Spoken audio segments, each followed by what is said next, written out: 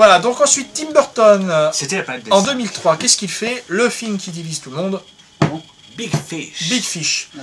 L'histoire d'un jeune homme qui, comment dire? Qui a une grosse pêche. Non, Big Fish. Ah non, Non, il a un gros poisson. gros poisson. Et c'est ça, non, rien du tout. C'est pas du tout ça l'histoire. C'est ça, ouais. C'est pas Il n'y a pas de poisson du tout. C'est d'ailleurs. pas les mystères de la pêche sur TF1, là, toute l'émission. C'est assez pêche. Ah, d'accord. Ça, c'est, Non, c'est l'histoire d'un jeune homme dont le Histoire père... naturelle. le père, c'est un peu un excentrique, si tu veux, qui invente des histoires sur sa propre vie.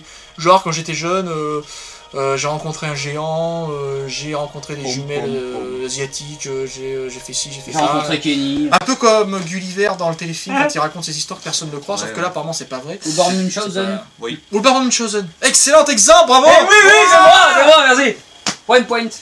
Voilà. Un peu comme... Le public en restait Un peu comme Starion quand il dit qu'il a gagné des concours de cosplay. non, je... Donc il a fait une télé-réalité. Il a pas fait le gros cosplay déjà. Non, il a karaoké, c'est vrai. Allons, c'est l'émission, on réagit, merde, bordel. Mais parce que, bah écoute, un jour il nous a dit qu'il était Des premier à fois un en toi, concours, quoi. que j'avais fait Japan Expo avec lui, je fais une petite Ouais, parenthèse qu'il avait chanté personnelle. avec Obispo, on a compris, c'est bon. Non, il fait, je suis arrivé premier à un concours, j'arrive, il était deuxième. Oui, il a fait une comédie musicale. Mytho. Non, mais Starion, je t'aime, mon ami.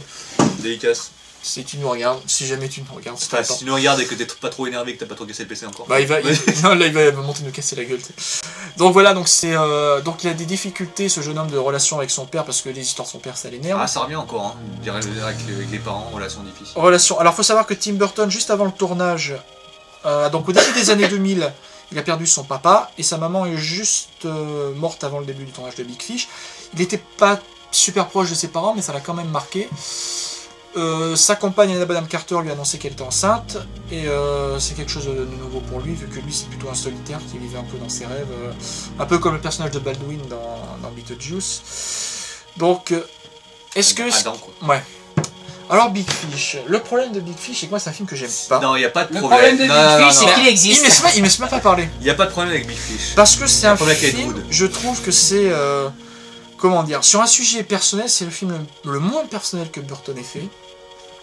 Et surtout par moments, c'est... Alors, je sais que le mot est fort, ça va faire bondir Kenny, vous allez voir l'interactivité. C'est un film que je juge un peu réactionnaire. J'adore. Mais c'est- Non, mais il y a par moment, il y a un exemple qui me vient en tête. Il y a le personnage que jouait Anna Bonham Carter. Bon, elle joue le rôle d'une sorcière dans les histoires du père. Donc elle est encore dans le film. Et hein, elle joue après, aussi... La planète des singes, elle Ouais, revient. bah, elle joue dans tous ses films après. Après, ouais. Elle joue le rôle d'une pianiste que le père, quand il est jeune, bon, il va voir, apparemment elle est amoureuse de lui.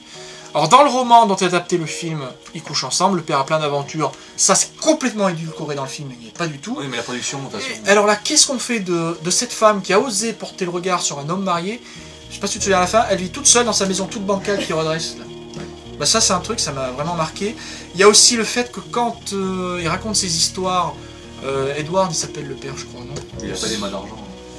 Il, comment dire, il se met en scène quand il rencontre sa future femme et il humilie un personnage un peu gros, un peu massif qui séduisait la même femme.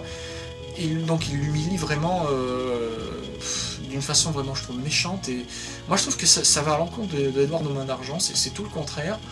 En plus, qu'est-ce qu'il fait lui? Ça me déconcentre. Il n'y a rien là, c'est ton imagination. Et voilà, ça m'a complètement coupé, déstabilisé. En plus, Mais non, t'inquiète pas. donc oui, donc je disais, il humilie donc un personnage qui est un personnage de loser, alors que Tim Burton aime les losers. Moi, je trouve ça bizarre. Et surtout, ce personnage principal et même son fils, mais ils sont plats, ils sont conventionnels, ils sont tout ce que Tim Burton n'est pas avant. C'est vraiment des personnages de banlieusards moyens, mais Oh, dis-moi, sans t'arrêtes de saveur, parler de sans la rien. banlieue, toi. Alors à la fin, ils sont là autour d'un barbecue, c'est la famille recomposée, c'est beau. À la rigueur, je préfère le final de Beetlejuice, qui est un final assez optimiste, vu que là, c'était entre parenthèses une famille recomposée, vu que Adam et Barbara, ils ont une fille de substitution, c'est Lydia en fait. Mais ça passait mieux dans Beetlejuice, parce que Lydia, elle va s'ouvrir au monde tout en gardant Elle s'épanouit grâce à eux. sa particularité, quoi, ce qui elle se renie pas. Eux, voilà, c'est une famille recomposée, c'est mieux que dans Big Fish.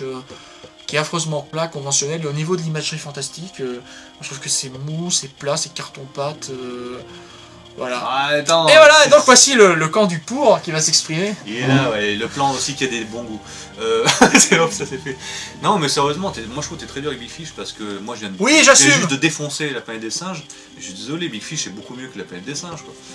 Ouais. En étirement, la planète des singes est défoncée. Non, mais sérieusement, ce qui est bien, enfin ce qui ressort dans Big Fish, moi je trouve, c'est le talent quand même assez unique de Burton dans la narration, des contes. C'est quand même un grand conteur, quoi. On sait tous que c'est un petit peu aussi le disciple d'Edgar Poe, d'Edgar Allan Poe, un petit peu, dans sa manière de raconter ses histoires. Et moi je trouve que Big Fish, non, c'est pas un mauvais Tim Burton. Je vais aller lui parler, j'essaierai de le faire partir. Mon garçon, cette créature n'aurait aucun mal à te broyer. Oh, croyez-moi, elle aura du mal.